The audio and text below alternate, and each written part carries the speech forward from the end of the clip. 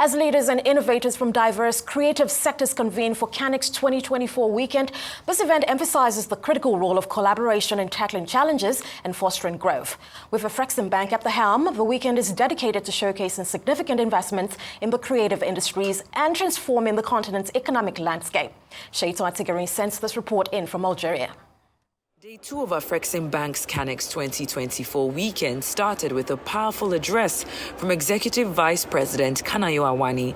In her opening speech, she highlighted why a trade finance bank like Afrexim has made significant investments in the creative and cultural sectors and emphasized the bank's role in transforming this sector into a major contributor to Africa's economic growth.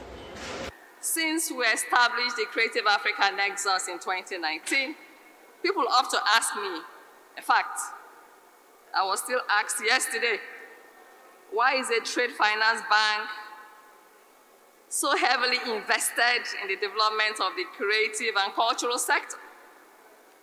This is a sector that is not often associated with the global rhetoric of economic development, and one that has not traditionally featured in national or regional economic planning.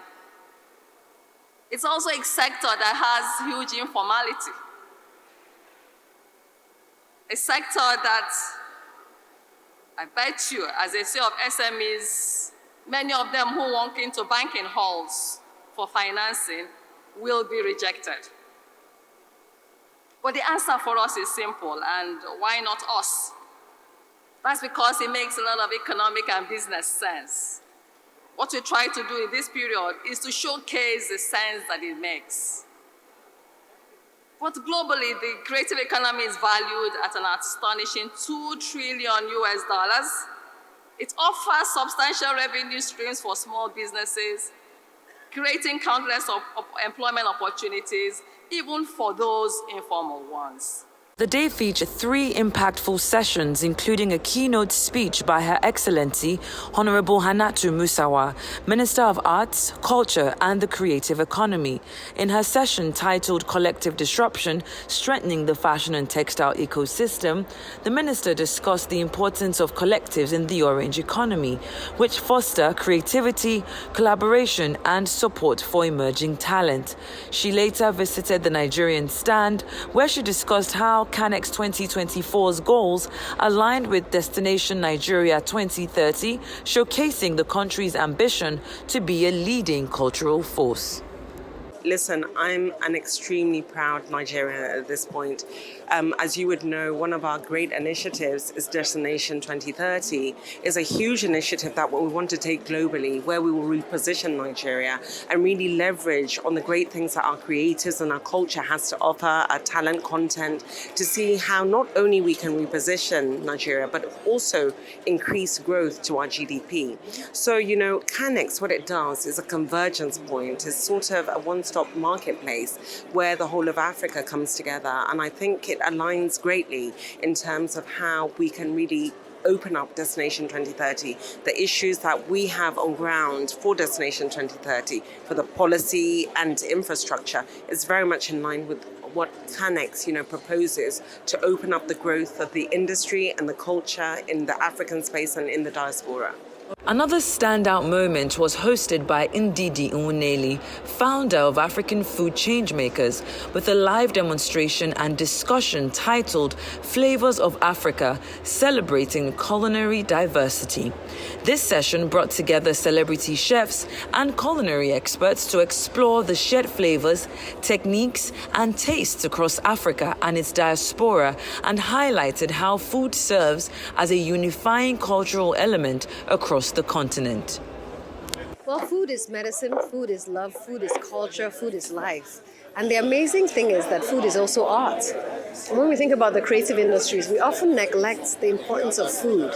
There's no movie that's complete without food, and no fashion show that's complete or party that's complete without food.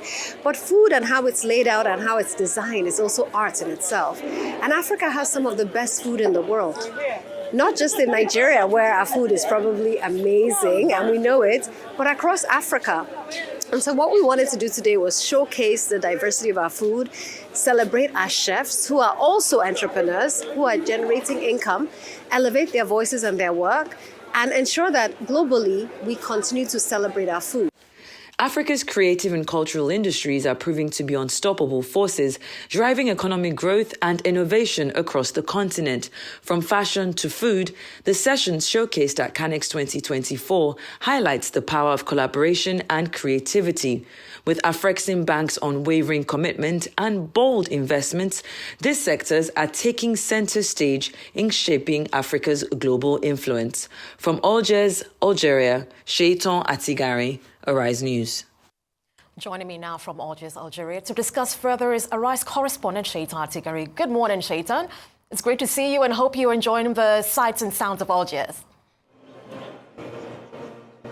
It's fantastic hearing your voice, Abby. Algeria is a bit cold this morning, but it's been a fantastic couple of days here at the CANEX Weekend 2024. Oh, that's great to hear. Well, let's begin with what's on ground. What major deals and initiatives are being introduced at CANEX Weekend 2024 to, of course, support the commercialization of African creative content, foster partnerships between entrepreneurs and investors?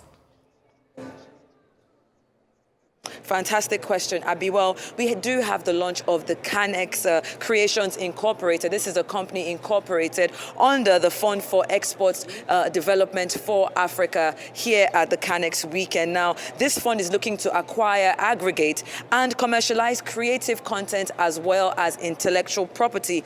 The company will be making critical and strategic investments across the creative value chain. So I'm talking films, I'm talking fashion, I'm talking publishing companies, brands, copyrights. What's really important and a focus that we've seen this year is making sure that Africans actually make money from their intellectual property. Another thing that is exciting about this year's event is the deal room that is offering an unmatched opportunities for entrepreneurs, investors, and policymakers alike. We're looking at about a $600 million fund that has already been set aside for transactions that will be announced even later today. And the point of this is to make sure that they explore co-financing possibilities and establish strategic partnerships between these entrepreneurs and these investors, and also the policymakers that drive the funding that's been set aside under this particular project. Wow, that's extremely impressive. You know, Seyitan, is certainly a very massive investment. And the event is a few days in now. What are the expectations from day 3 of CANEX 2024 weekend?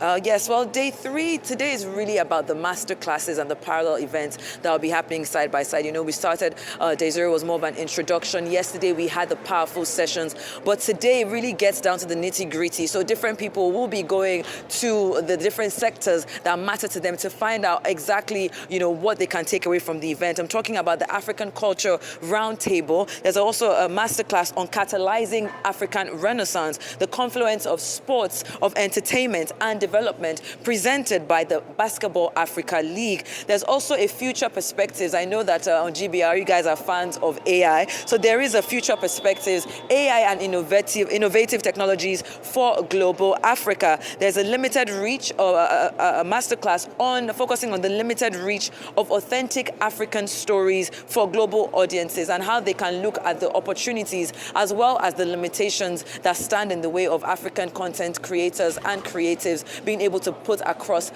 their work out there. Interesting as well is going to be the gastronomy classes, gastronomy master classes. So we're still going to see some more food in display. There's also a fireside chat, very, very important, with Iman Khalif, who is the Olympic winner when it comes to boxing that happened this year. Very, very exciting day, I would say. Day 3 is packed full of these master classes and parallel events happening from this morning till about 5 p.m. today. Well, certainly a full house there. I mean, and undoubtedly a real melting pot of hearts and culture there. But finally, Seyitan, before I let you go, you mentioned stopping at the CANEX food market to explore Africa's culinary diversity. Bring us up to speed on how that went. It went fantastic, Abby. You know me. I love me, man. I know you love your food. So we got there early. There was an opening remark by Mrs. There was an opening remark by Mrs. Ebi Elomi, who is the president of Afreximbank Spouses Network, and we just went straight into it. If you remember my report, you heard Ndidi talking about how the African culinary experience is still not being tapped into as much as we would like. With just about 1% of African chefs and culinary experts have been able to monetize, the fine dining experience across the world. So there was a real focus on being able to explore exactly the similarities that exist between all of these African chefs. And yesterday we had some big power, African chefs in the house. I'm talking about Chef Stone from Nigeria, Chef Siba from South Africa. We also had Chef Charlie Kofi from Cote d'Ivoire, Chef Rabah Urad from Algeria. And by the end of the day, we had 2 meals to taste. And we had one representing, from Nigeria, our famous suya. And it was interesting to see, the Algerians, who are not really accustomed to pepper and spices, react to our very spicy suya. And then we had the Algerian chef, of course, give us the couscous and some other Algerian delicacies. So it was really interesting to see how that collaboration is going to be pushed forward by Afreximbank. And like I said, there's going to be a gastronomy class, and trust me, Abby, I will be there making sure that we taste the flavors of Africa. I'm sure you're going to be there. And listen, Seyitan, don't get into any jollof wars this year. But thanks so much for keeping boots on the ground. We continue to look forward to your really colorful reports. Thanks, Seyitan.